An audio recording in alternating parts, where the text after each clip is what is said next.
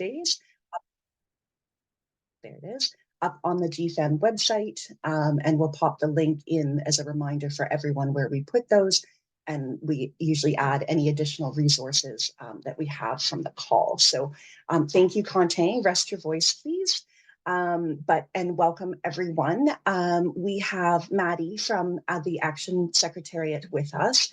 And a couple of weeks ago, she approached us to bring this tool to this call, and we thought it was a good time because we're about a month out from World TB Day. So we know many of you will be thinking about and planning some of your actions around World TB Day. So hopefully today's call with this new tool and sort of this update from the Stop TB board meeting that took place about 2 weeks ago will be helpful in terms of thinking about what kinds of actions and messaging that you want to share ahead of and for World TB Day. So Maddie, I think I'm going to pass it over to you. I'm just going to say, I think that this is a really important tool because at every Stop TB board meeting that I've been to, which I've been going to some since late 2019, I believe it is, there have always been, massive funding gaps for TB in the fight, both in terms of sort of the programmatic level and R&D. And I think that this tool in particular helps look at that in a different way and why it's so important now to address those gaps. So Maddie, over to you, and thanks for sharing this resource with all of our colleagues. Great. Thanks so much, Katie. Hi, everyone. Thanks so much for having me today. Again, my name is Maddie Featherstone. I work at the Secretariat of the Action Global Health Advocacy Partnership. We have 14 partners that advocate across 3 portfolios for equitable access to health. And I lead our Ending the Epidemics portfolio, which houses our work on HIV/AIDS, TB, malaria. And so, of course, a big part of that is Global Fund advocacy. So we've been working on an advocacy resource since last fall ahead of the UNHLM to highlight the large funding gap that was already becoming clear last fall in the need for TB resources and in the Global Funds Grant Cycle 7. So prior to the HLM, when we did an initial analysis, it was looking at just window 1 of the prioritized above allocation requests just for TB.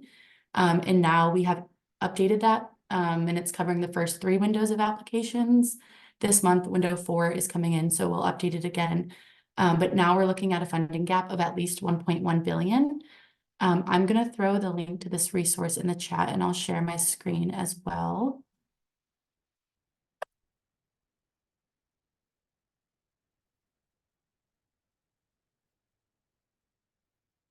So just to start out by saying that this resource, again, does look specifically at the TB funding gap. We know that there are also massive gaps coming out for HIV, AIDS, and malaria as well. And so we don't want to downplay that either. But at the partnership, TB is sort of our bread and butter, and it's one of the biggest cross-cutting issues that we have. So that's why we decided to focus on this. And also looking at the situation the last couple of years in terms of the TB response and the way that so many countries have bounced back after the COVID pandemic. So we know that at first COVID-19 had a massive negative impact on the TB response. But now data has shown the year 2022, many countries have made a massive comeback, and the number of TB patients being treated is higher than ever. So another reason to look at this is kind of saying, we've made this massive comeback.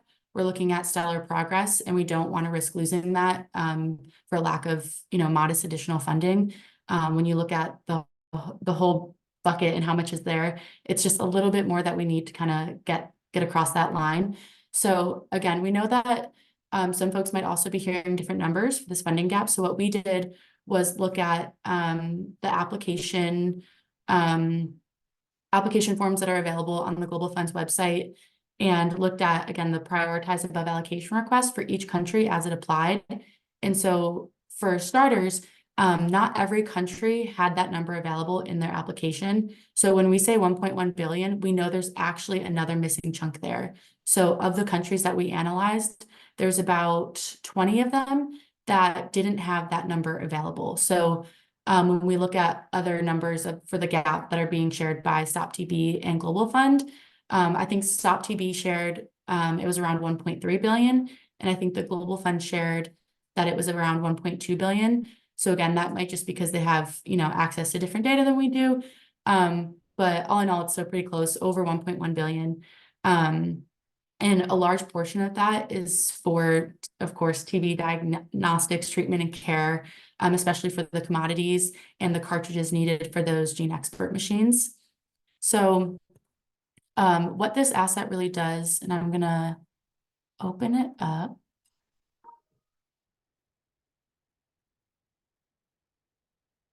There we go, and then, sorry, I'm still getting used to screen sharing and opening up different windows. Okay, here we go. Take your time. Thank you.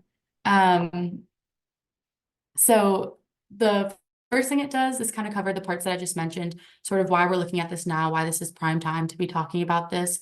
We've just come out of the HLM with member states committing, recommitting in the fight to NTB. And one of the points that the asset really pushes is that we've made all these new commitments, but where do those commitments stand if countries don't even have the funding necessary to implement those commitments and make those changes? So that's one of the reasons. The second reason, again, the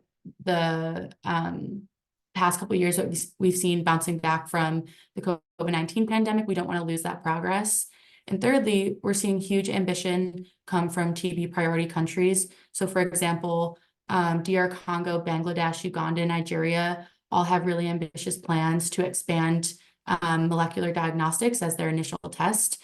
And we need to make that happen. If countries are ready to do it, they have these plans ready to implement, then we have to allow that to be done. So that's another one of the key points of the asset, is that these aren't, theoretical plans. These aren't just ideas that are floating around or that countries are talking about, that they've laid these out in their Global Fund GC7 applications. They're ready to implement them. They've got, the step-by-step ready to go. They just need the funding. And so if we can meet that, then countries can readily make those plans happen. And so in looking at, again, what's at risk if we don't make this possible, I've also created some slides for social media. So I'll share out after the call on the listserv a link to the asset as well as a link to the social media toolkit. But kind of another one of the main messages is that we undercut the country's historic level of ambition and readiness. And then we also slow down the adoption of promising new tools. So many countries, again, are ready to implement the new WHO recommended BPAL regimen. And so we don't want to get in the way of that. And then also, again, not to keep going back to the COVID-19 pandemic, but we know that a strong TB response is strong pandemic preparedness and response. And so we want to really take this opportunity when there is more global focus on PPPR to step up and ramp up the TB response, so that way we can be better prepared when the next pandemic comes. And then lastly, like I said, so that the outcomes and the targets set in the UNHLM on TB can be met and be implemented. So that's really the gist of it. I just wanted to get on here and share that. So thank you so much to GFAN for making the time. I thought it would be helpful to kind of do an overview of it and go through some of the key messaging rather than just send it out, because it is a bit of a lofty asset. And I'm gonna, switch screens again. Okay, yes. So just to scroll through and give an overview of the asset really quickly. Again, so it's just looking at Windows 1, 2, and 3. We plan to keep updating this as we analyze new windows. So like I said, Windows 4 is coming in this month. So that number, the 1.1 billion, will likely change once we add the data from the new countries who have applied. The key messaging around why the funding gaps are different this time around, as Katie said at the onset, like we've always known there's funding gaps for TB. There might always be funding gaps for TB, but this time that we're in is really, really important. And there's, new specific reasons why that's happening. And they're actually good reasons, like increased speed in utilizing funds, increased absorption rates for TB. Like these are good things. And so we really need to meet the moment and support these ambitious plans with the funding. Maddie, just to interrupt you, sorry. We're not actually seeing anything on screen. It's, at least I'm not, it's black for me. So I'm not sure if you're still sharing the correct screen or not. And I muted you so that I wasn't like horribly like interrupting you. Apologies. I was waiting for a break in your thoughts. So if you could at least share the links or unmute yourself again and see if you can switch to the right screen. Sorry. No, thank you so much, Katie. I really appreciate that. Sorry, everyone. Okay, I think I know what I did wrong. Are we seeing it now? Yes, we can see. Okay, sorry about that, everyone. Thanks so much. I'm very glad you paused me. I should have checked on the onset to make sure everyone could see it. But I'll also put the link in the chat. And again, I'll share the link to the asset, which is on our website. And I'll also share a link to the social media toolkit, which has pre-drafted tweets, Facebook, and LinkedIn posts. But just wanted to give a quick overview of sort of how the key messages are laid out. We have a case study from Nigeria, dives into again, the argument that an investment in TB is an investment in pandemic preparedness and response, which is a message the partnership was also really pushing prior to the HLM. So we want to kind of not just let that waver post HLM and keep that going. And we know that the emphasis that we've had on pandemic preparedness over the last couple of years, is probably slowly going to wane more and more as we get further out from the pandemic. So we really want to try to find ways to keep it top of mind and show that these responses reinforce and strengthen one another.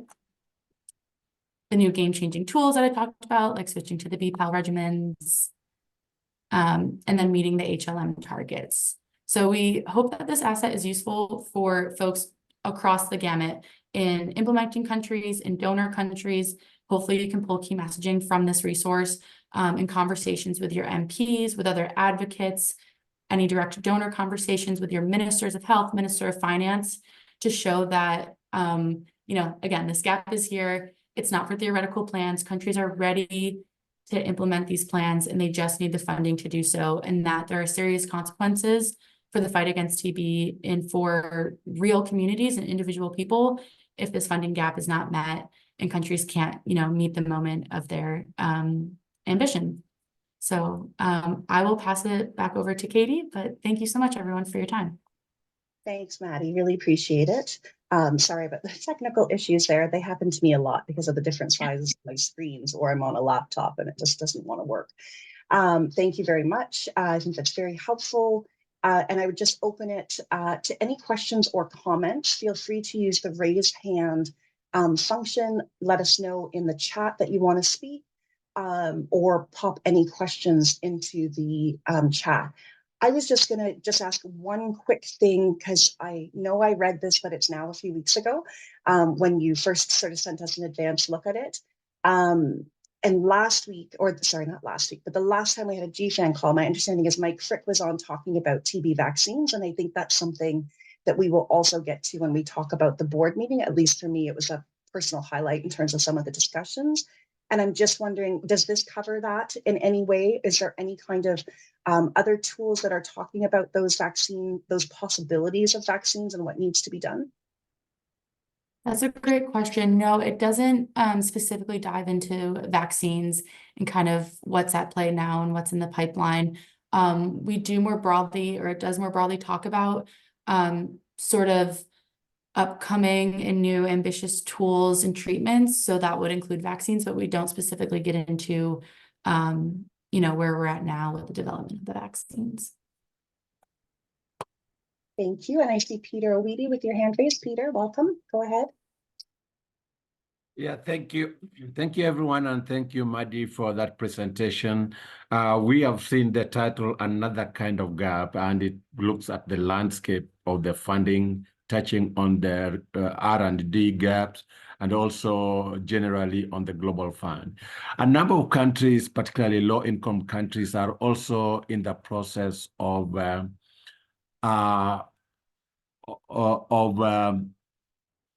transition. They are mandated to have a transition where they can be able to hold to fund their own diseases before 2030. Are we also tracking the readiness of those countries to take over the burden of responding to TB? Because as we know, PEPFAR is reducing its funding, and as well as other donors, and definitely we are going to end the replenishment. We don't know what's going to happen after 2030. Thank you. Yeah, that's a great point.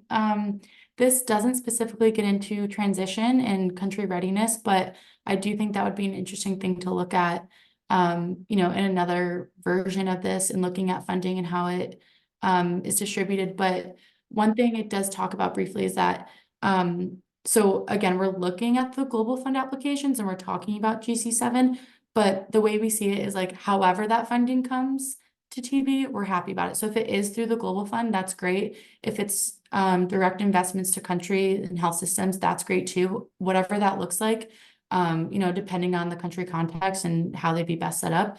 The main thing is getting that funding for TB. So, Peter, did you have something else you wanted to jump in on?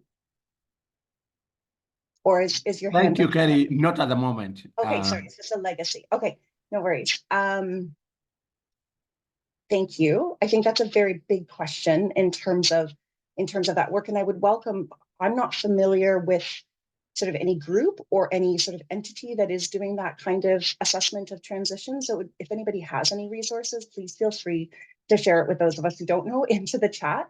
And I will just mention that Sean Palmer has shared sort of a way in terms of being involved with TB advocacy around vaccine efforts. So there's a link there to sort of join and keep up to date. So thanks for that, Sean, appreciate it. And if there are no further questions from Maddie, I think we'll just close this section and move along. So thanks again. And just, a reminder to everyone as we go through the next month ahead of World TB Day in particular, please don't hesitate to use the listserv to share any resources or tools that you're creating or campaigns that you're looking for colleagues to help you amplify ahead of World TB Day. So thank you very much for that. We're going to go back to our PowerPoint content, if we can put that up, and just go to the Stop TB board meeting, which took place earlier this month in Brasilia. So as there sort of often are, there was an awful lot of local events. There was a number of very active, very vocal, very loud, in a wonderful way. I mean that in the most wonderful way. Brazilian activists and regional activists who were there, who were talking with parliamentarians who would also come to the board meeting. And it was a very dynamic sort of set of conversations at the actual board, as well as other events. So we do have colleagues from various delegations here with us. If you see a hand on my shoulder, it's just my son giving me a goodbye for the day. So don't worry that something strange is happening. And I just, as the alternate board member for the developed country NGO delegation, I just wanted to start. Okay, now he's being silly with hands coming in. Sorry, everyone. But I just wanted to just highlight for you all that the board documents for the partnerships board meetings are all available online, and most of those are available in advance. At least you can tell quite close, you can tell quite a bit out from the meeting what's going to be on the agenda. So that's something to keep in mind ahead of future ones. But now, 2 weeks after the board meeting, they're currently updated with all of the final decision points and most of the presentations, including perhaps of most interest to this group, the one from the Global Fund, which did through that presentation. It was Harley Feldbaum that was there at the board meeting this time. And there was quite an update around the first 2 rounds and what TB funding was in them and how some of that broke down. So that's a good one to go and look for. And I'm going to pop that link into the chat if somebody doesn't beat me to it. Thank you, Sahu. So you can find that all there. While we were all there in Brazil, and somebody from the partnership could speak better to whether or not it was a part of the board meeting being there that incentivized this, but they did launch, the Brazilian government launched a very large initiative to end diseases of poverty. And that was quite an announcement, and people like Tedros from the WHO were on hand for that announcement, and also the board meeting. So there was some really interesting conversations and some very, lots of different people who aren't always at each partnership meeting in person. So that was great. And then for me, as I kind of already said, my personal reflection was, really exciting discussions around TB vaccines, which I know you all who joined 2 weeks ago heard a little bit about as well. But just pointing out that already there's a high-level TB vaccines accelerator that's been established with a number of different partners across sort of, the wide range of TB kind of actors and institutions and so on.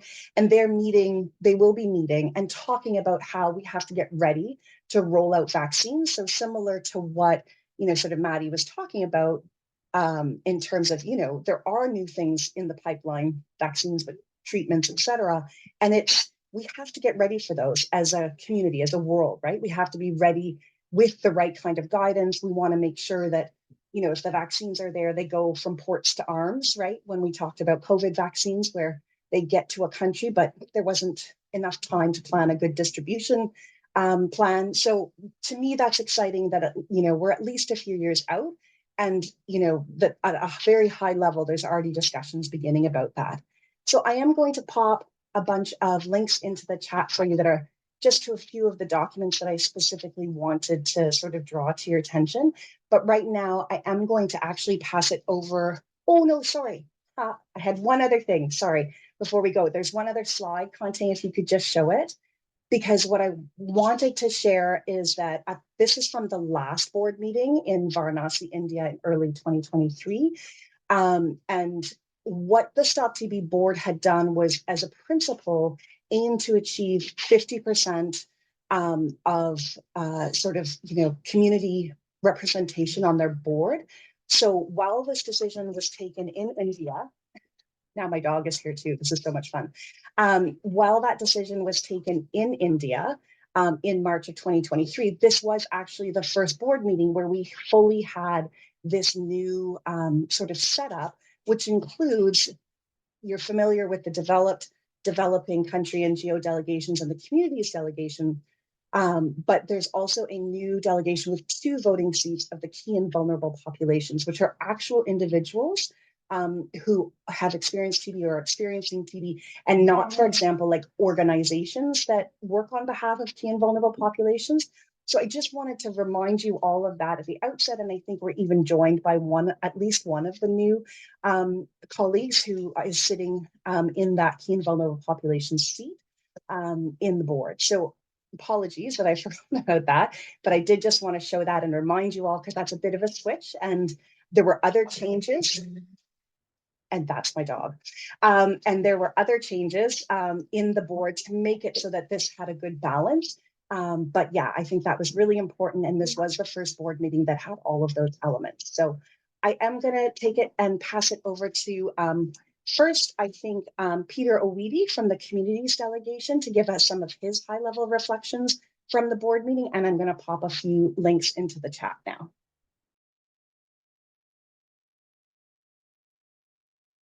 Peter, if you could unmute yourself if you're. Yeah, I think, Carrie, you've just covered almost all of it. And I just want to add about the excitement. And I've just seen a link, an invite for the new vaccine that is almost out of the pipeline for a meeting on tomorrow, I think. And this is an area that we had quite a debate on. The United Nations high-level meeting talks about after 5 years, and we pinned it on 2028. And we thought probably if COVID vaccine was discovered in 1 year, why not much faster? Why are we not in a hurry? Because the challenge is that the medical countermeasures of the COVID is already talking about pathogen X. And we saw how it was very, very difficult for people who had comorbidities to survive. And that is the need for the civil society and us. We are pushing that we can't bear more burden of epidemic if we have still not gotten rid of the previous pandemics, and particularly the highest killers like TB. And that's an area that we are happy that there is a WHO has set up an accelerator for TB vaccine research. but we think we should mobilize more resources and move faster than the 2020, the 5-year target. Thank you very much. Thanks, Peter. And I would also like to invite other colleagues from other delegations. And I'm just double checking. I know Subrat was going to join us in developing, but I don't see him or Mayoa yet. But maybe, are they there, Conte, and I'm just missing it? No, I just heard from Subrat and he's on his way. He'll be here in a couple of minutes. Okay, so maybe instead I could put Aman on the I could put Aman on the mic. Aman joined us as one of the new seats from the Key and Vulnerable Population Delegation. And Aman, it would be great to hear some of your reflections from that meeting. And it was lovely to meet you in person there the first time. Hi, Katie. Thank you so much for this opportunity. I'm really very happy to be on the board of Stop TB Partnership as a Key and Vulnerable Population. And it is the first time, I think, at such a big platform that they have given opportunity for young and key and vulnerable population, where it represents that no one should be left behind, and when we all come together, can end the TB. So it was the first experience for me also to participate in the 37th board Stop TB Partnership. So I'm still learning and getting into the system, yes, this is what I want to say. And it was great meeting you in person. And I'm following up the GFAN every day. And it's great to see everyone here together. Thank you. Thanks, Aman. So while we do wait for Subrat to join us, as I don't see him there. He just arrived. He just arrived. So I'm just going to ask first, Robin, I saw your hand raised. Were you wanting to speak as a member of the Developed Country NGO delegation, or did you have a question? I saw Robin Waite's hand, maybe, and it's down now, so that's okay. Yeah, I'd love to speak, but I can go after board members if that's okay. Okay, for sure. Subrat, welcome. We're just going through quick reflections from board member colleagues in terms of what you felt was sort of the most important. We've heard from Peter and Aman from the Key and Vulnerable Populations and Developing delegations respectively, or conversely, I did that wrong, but welcome. And if you wanted to share some of your overall thoughts from the delegation conversations and the board meeting itself, and what you're taking forward from those conversations. So welcome, Subrat. Thanks, Katie. And thanks. I'm sorry for this joining late. No, I believe Peter and Aman would have informed the members over here. So in terms of the NGO delegation participation in the board meeting and pre-board meeting, it has been really, I would not say very exciting, but contributed a lot to the board meeting. And in fact, 5 of our members joined in the board meeting and pre-board meetings, including the communication focal point person. So the best part was, let me start with the pre-board meeting where we all joined, all the 4 constituency developed community and key and vulnerable population. It was really good to have one new constituencies joined with all of us, that is key and vulnerable population.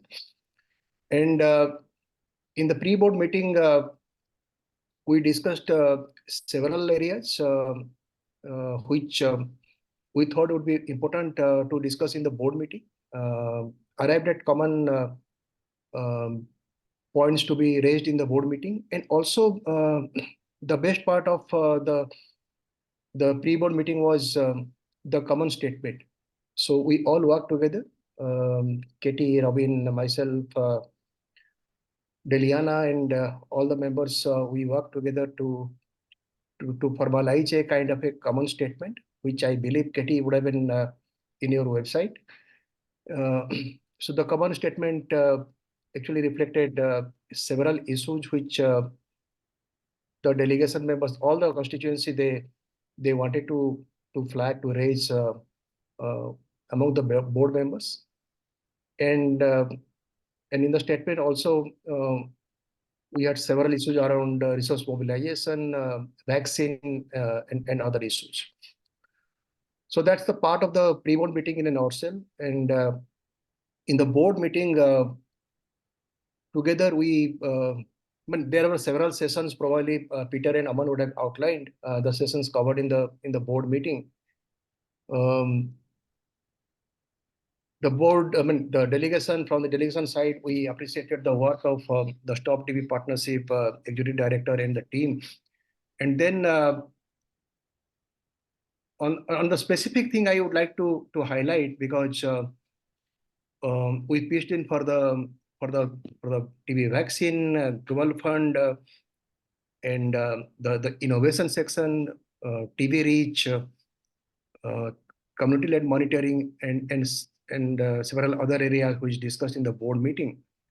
So for the Global Fund point of view, we again raised the issue of equity. So I raised that question to Eliud and the Global Fund team, that since last so many years we have been discussing around this issue, but when I looked at the diagram with the graph which Eliud presented,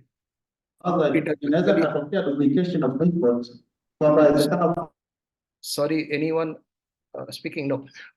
So basically, we raised the issue that the Global Fund doesn't look at the equity in terms of the TB number of TB cases diagnosed or notified, and the number of death. So when you look at it, the TB should get the bigger share of it. We are not saying that malaria and HIV will not get, but we say that TB should be also equally get the proportionate share. And also I requested Sahu from the Stop TB Partnership to prepare a slide to know that in the last 3-4 replenishment, what has been the kind of proportion of grant given to the TB portfolio. Then you know that, then you can compare that it's a 1% increase, 2% increase, or no increase. So that's something for the Global Fund. And for the Global Fund also, I raised that issue of in terms of the innovation, when we talked about TB reach in particular, I said that this is one of the funding mechanism which is given results, which has demonstrated the evidences in the field, and which is working actually. So we requested that besides Canada, if Global Fund also can pitch in for the TB reach and CFCS grant. In terms of vaccine, we all agreed, and Katie, you all know that what happened last, that everyone wanted to give a target set for the TB vaccine to be launched and to be rolled out. So it is 2027, 28. So in 5 years' time, everyone looking forward to have a TB vaccine rolling out in the country. So that something was. It took longer time for arriving at a consensus about decision point, but largely we all agreed and we all appreciated the way things are moving around the vaccine, but we want a result. So when all the top leadership were there, this was a kind of a better consensus to arrive that at least we have a TB vaccine by a timeline.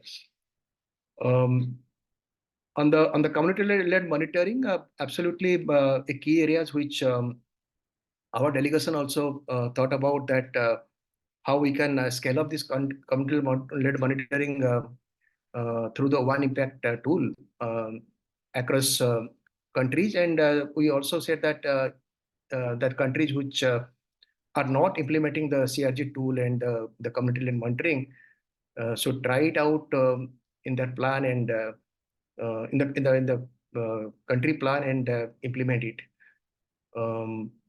which is a really important area. So these are the few very important points which I just wanted to brief the members over here. But at the same time, when you're looking forward to the next board meeting, which probably will be which is happening in Nigeria, with the invitation from the Honorable Health Minister from Nigeria. we see that some of the decision points which we arrived at the end of the board meeting could be looked into. This is something where I would say that all the board members and delegation member should prioritize the important points which have worked and which are not worked actually. Anything because otherwise it will be like the same thing we discuss and and the decision at the board meeting. But we would like to see that where we are, what we discussed, what are the action point, and how the Stop Tip partnership as a whole secretariat they have addressed the action points. If not, then what are the next steps? So that something should be the first point of agenda in the next board meeting, and we would like to see that if any other issues and points which we can address jointly, because we know the vaccine, we know the things which are happening, but maybe some of the advocacy issues which probably require more kind of a our delegation point of view, we can really push for it or advocate for it. Hi, Robin, good to see you. So that we can raise those advocacy issues in our constituency meeting and also in the board meeting. So I stop over here. Anyone is my wife is here? I don't know. He was supposed to join. If something comes to my mind, I can later on come back and definitely reflect upon in this group. Thank you. Over to you, Quentin and Katie. Thanks, Subrat. Really appreciate that overview. That was quite helpful in terms of capturing the tenor of some of the conversations and what board members and alternates sort of committed to be doing in terms of making sure that something has changed by the time we meet next time, right? I think that was sort of the way it was discussed. So I am going to turn it to Robin, who has her hand raised, but also invite any other colleagues who were part of any of the delegations. If you are on the call and would like to jump in with something, to please raise your hand. And then I will pass it to Sahu from the Stop TB partnership for some quick reflections from him, and then open it up for broader discussion. But also, please use the chat if there's any questions or clarifications that are helpful to you in terms of any of these discussions. But Robin, over to you. Yeah, thanks, Katie. And hi, everyone. Hope you're all doing well. I wanted to come in and share maybe a bit of a controversial reflection from my experience at the Stop TB Partnership Board meeting, because I think it's important for everyone on this call to hear. And I'm hoping also that Sahu's ears are opening and listening too, and maybe he could respond as well.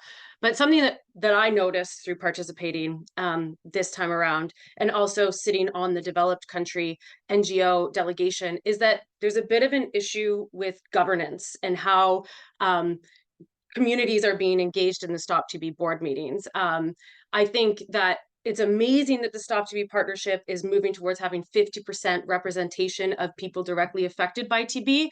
But in addition to that, so much work needs to be done, I think personally, in equipping communities to engage effectively and meaningfully in board meetings. So a couple of reflections from the developed country NGO delegation. We haven't had a community focal point in place, and we haven't done a ton, admittedly, to engage the constituency group of developed country NGO participants in the last couple of years. And that's a massive missed opportunity for people that are wanting to engage in Stop TB governance mechanisms. So making sure that the systems are set up and in place for these delegations to operate effectively is critically important. And some of that is on us as members of the community, and some of that is also on Stop TB and other partners in the global TB response with a lot of experience and a lot of resource, so that they can put some of that energy into maybe developing training materials, maybe developing workshops on best practices for governance, maybe putting some dollars into having community focal points in place and making sure they're in place, and that there's some sort of standard practice of engaging with the broader delegation, so that the board members who are there are truly representing those who they are supposed to be representing. And there's ways of sharing information back and forth. So really loved participating at Stop TB. board meetings, but I just think that a lot more work needs to be done in that area. And I wanted to give that frank reflection on this call here so that we can all hopefully do something about it. I want to do work to end TB, and we all need to contribute our best effort to making these mechanisms work to make that happen by 2030. So that's just a reflection from me. Thank you, Robin. It's great to have you back on a GFAN call, because you're always so enthusiastic and to the point. And I agree with you on many of those. We've discussed some of these at board meetings and otherwise. Subrat, I see your hand raised as well. Sorry, Katie, one important point which I missed out to talk about also the GDF, the Global Drug Facility, and the way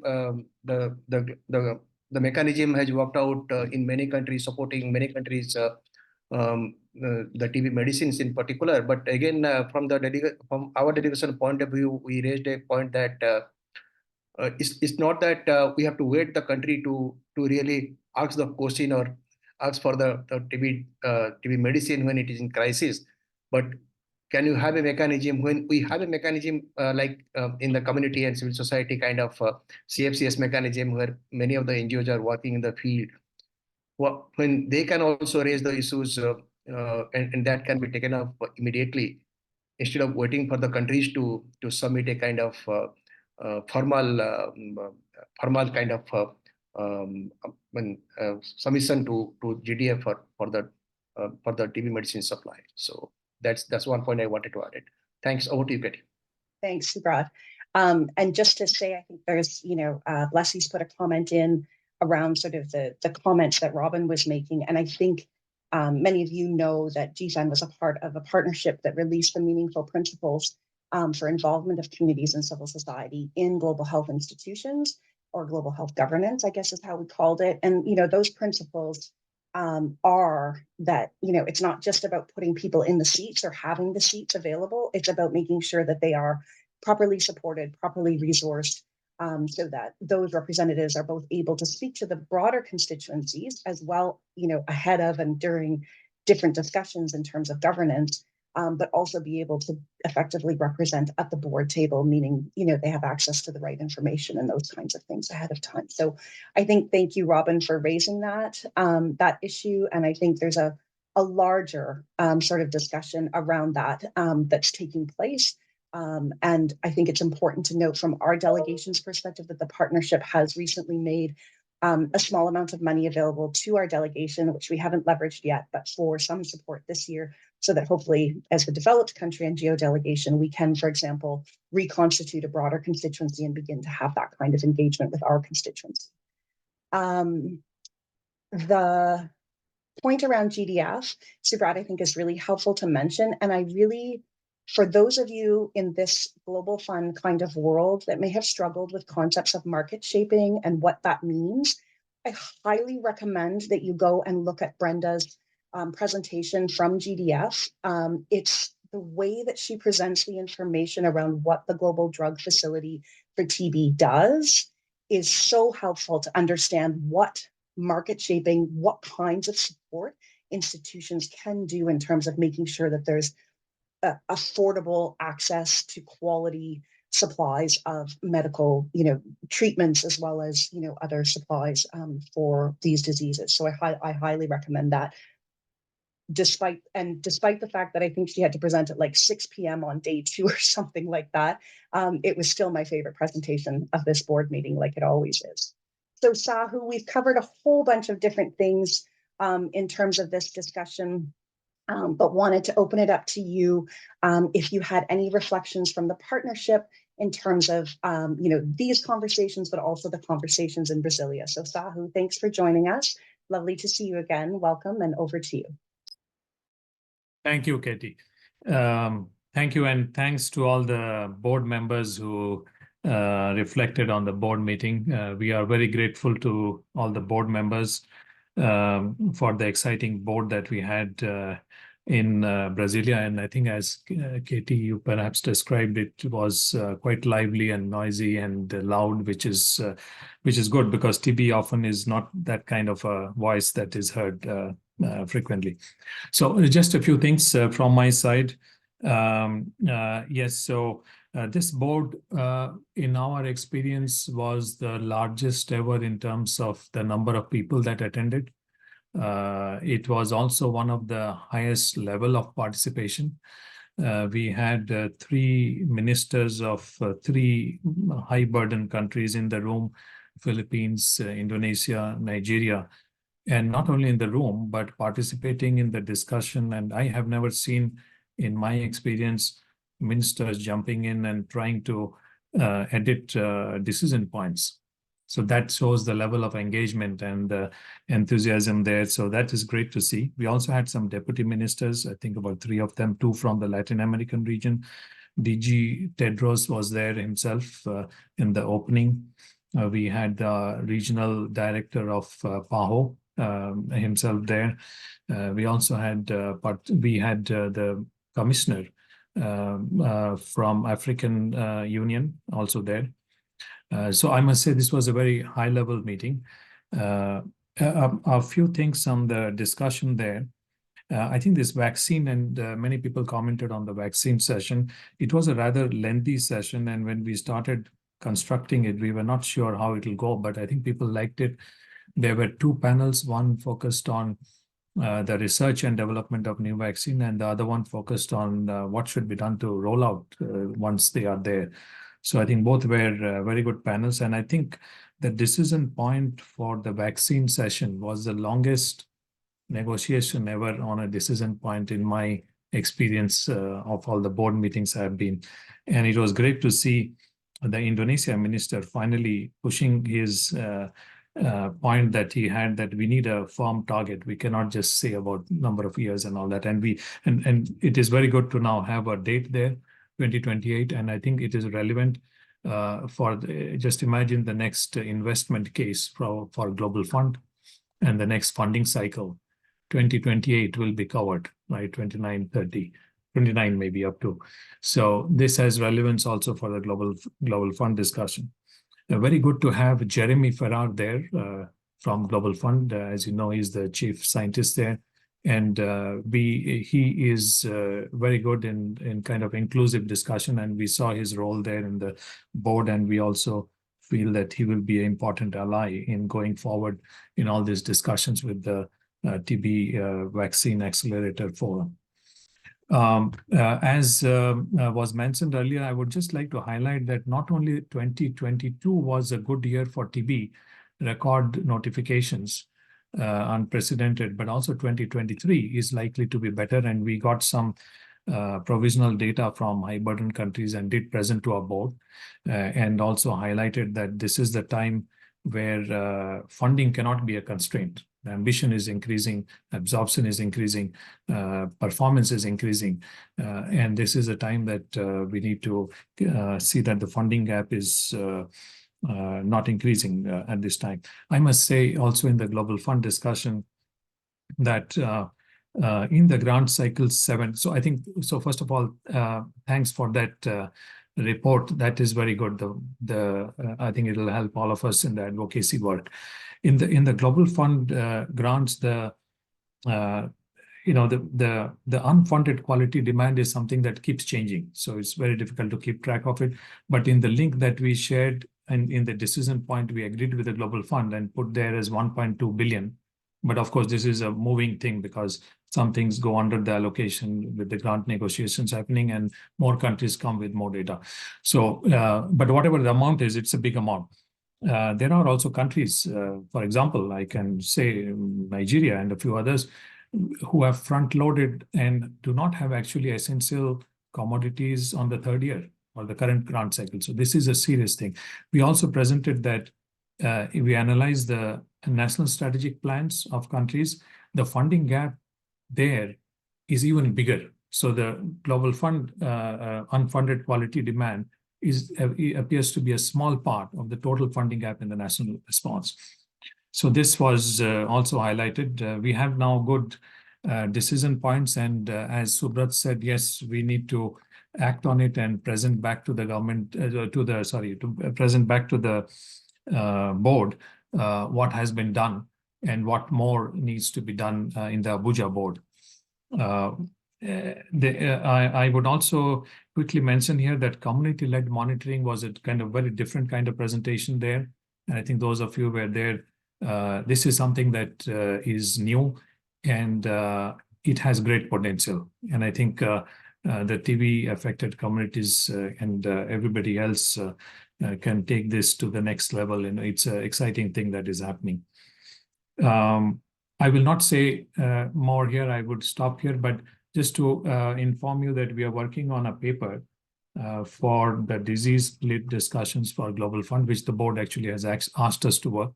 So this should be available soon, and hope that this will also help in the Global Fund board related discussions.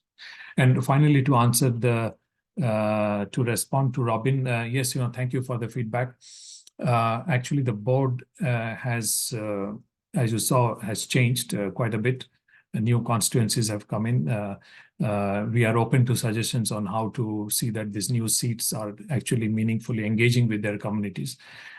We have, as Katie mentioned, initially allocated some resources for them, and we have flagged to our donors that we need more resources for the constituency work. And I mean, we have earmarked funding for activities, but somebody needs to pay for the constituencies and the board. So we are open to any suggestions in that area. We also try to see that the new board members learn from the old board members where they have a constituency well organized and how things can be done, and to learn some best practices. So this is a good area to think more about. Thank you. Thanks, Sahu. And before you completely disappear, just two quick things. On that paper around the disease split discussions at the Global Fund, do you have a general idea of timeline? And then also, you gave a good presentation during the meetings in Brasilia.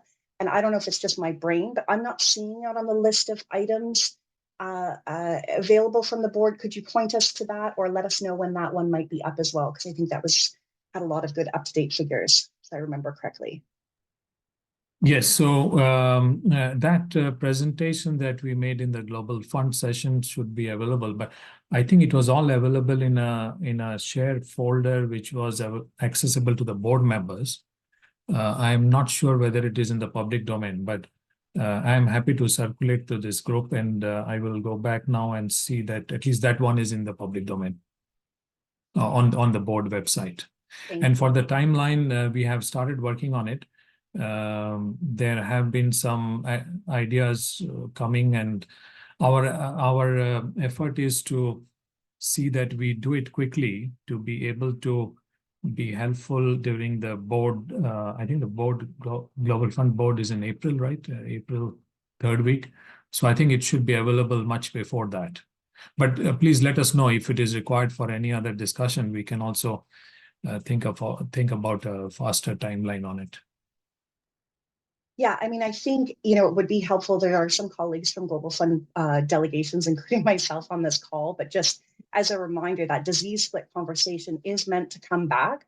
There was a decision point in November of 2021 that did indicate a number of ways in which the Global Fund was given direction from its board to try and maximize resources to TB as a result of some of those conversations. And there is an evaluation that is wrapping up that was to discuss sort of the resource allocation methodology, including the disease split. So there's a number of those pieces that are going to come up within the Global Fund context that are really relevant to our colleagues in the TB world, and it's going to be important to make those links as early as possible with that kind of with those discussions. From the committee meetings that are supposed to take place at the Global Fund board in March, as well as the board meetings. So.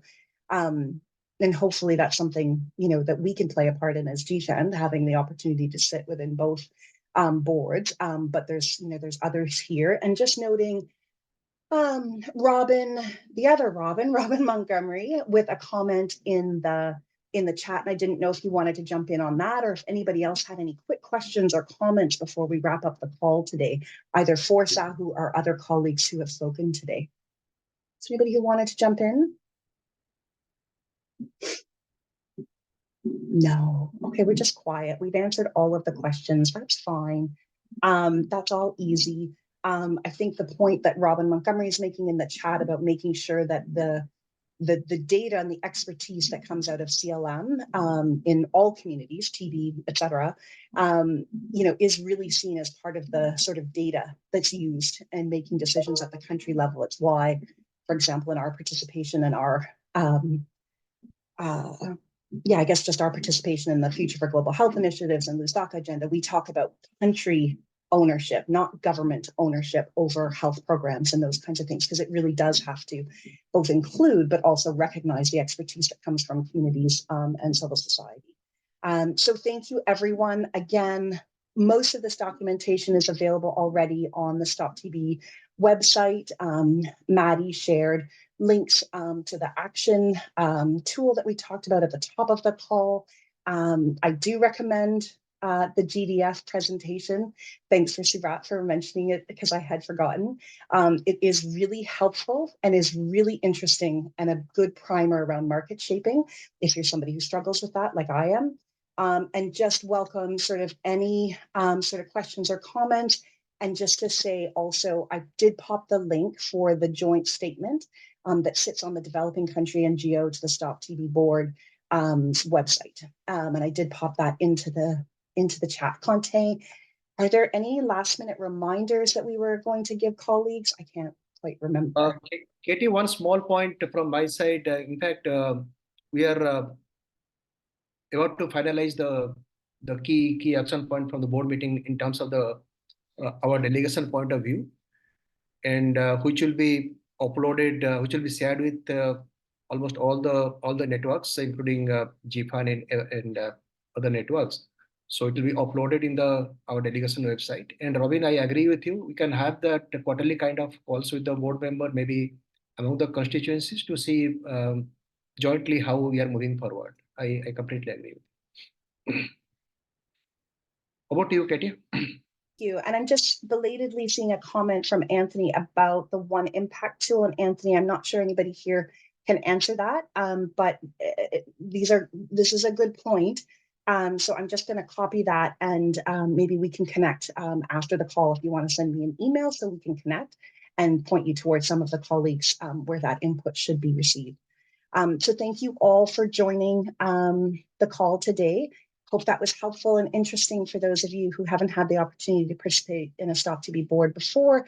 And again, just a reminder, in this month leading up to World TB Day, share the tools, the resources that your organizations are creating. We will do the same and make sure that we're all taking action and speaking up loudly about these key issues ahead of World TB Day. So thanks, everyone. Thanks for joining the call. Have a good rest of your days, and we'll talk to you soon.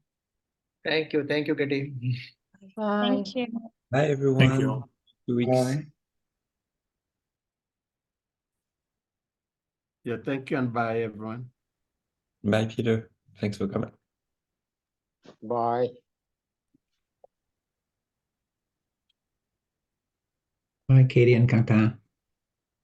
Bye, Mark. Take care. Bye, everyone.